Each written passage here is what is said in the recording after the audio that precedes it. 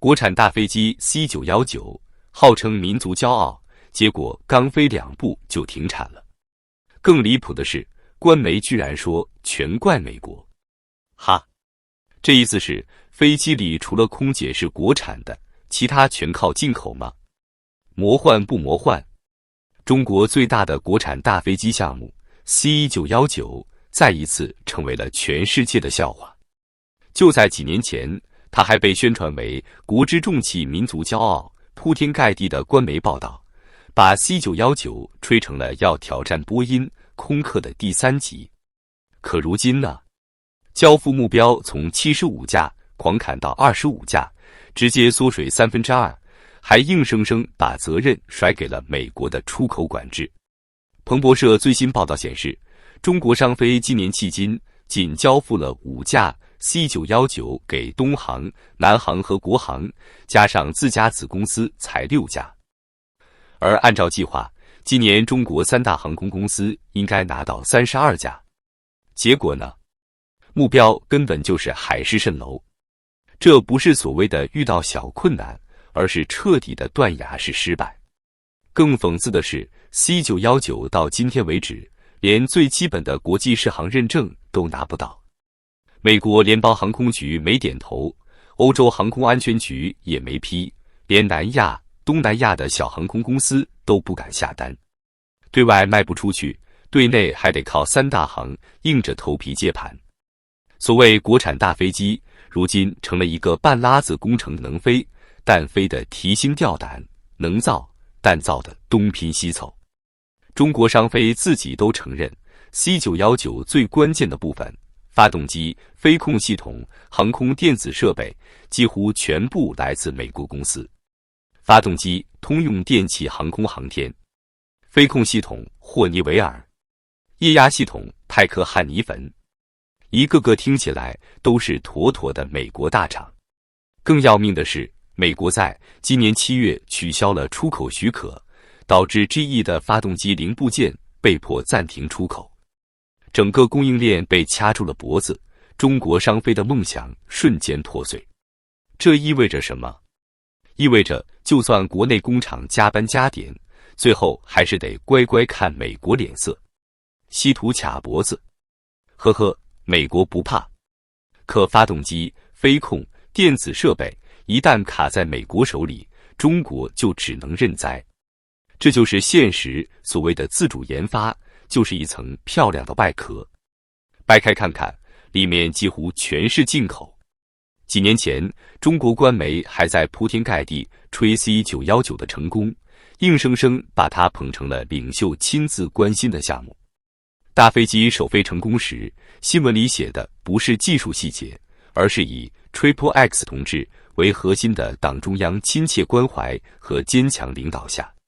可现在呢？停产的锅全都甩给美国，说是因为出口管制导致供应链断裂。前后对比，简直就是自我打脸。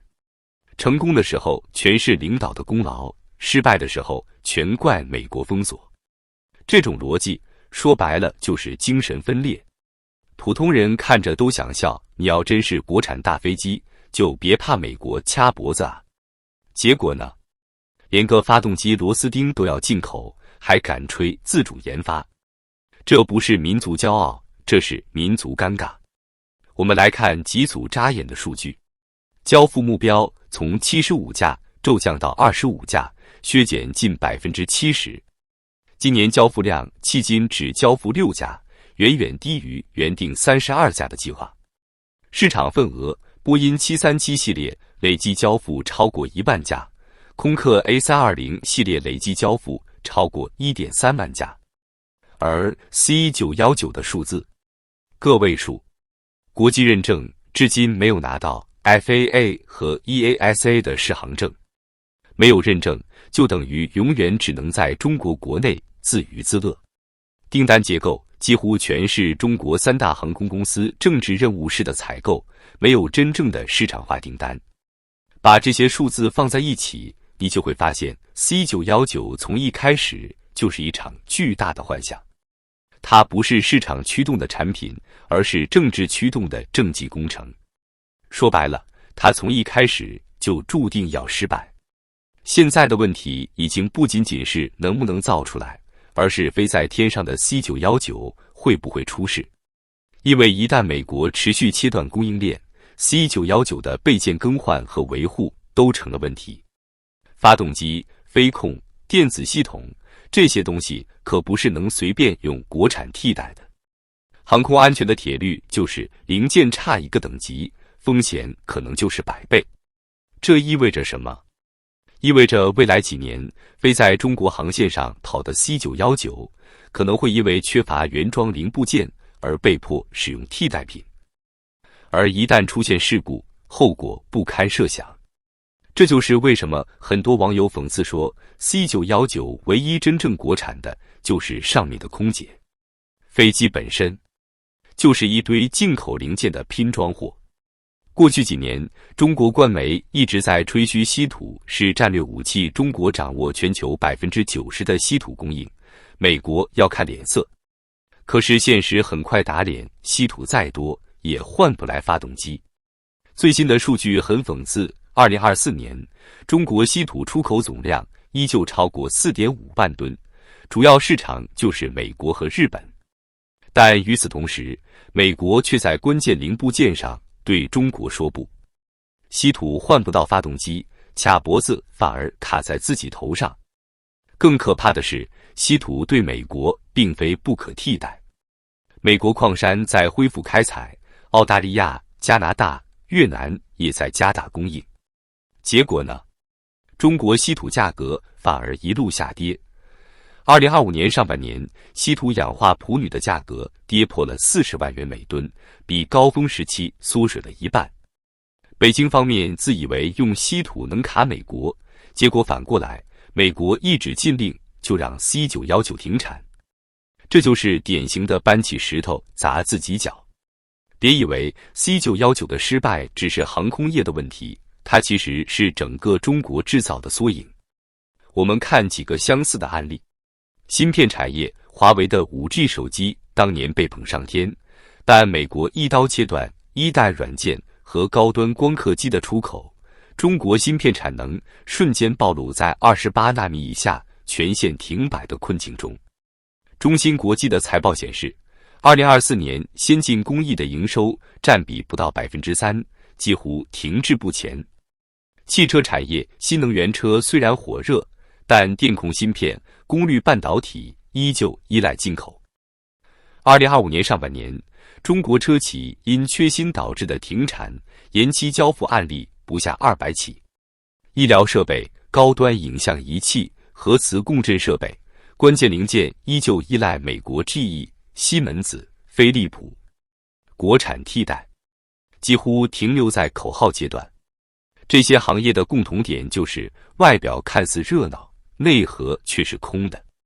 政治宣传里说的天花乱坠，现实数据却冷冰冰揭穿了真相。C919不过是最丢人的一个，因为飞机代表了国家的门面。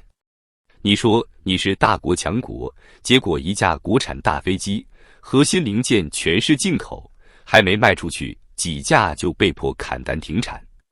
这不是丢人，这是裸奔。为什么中国非要搞 C919？ 答案很简单，政治需要。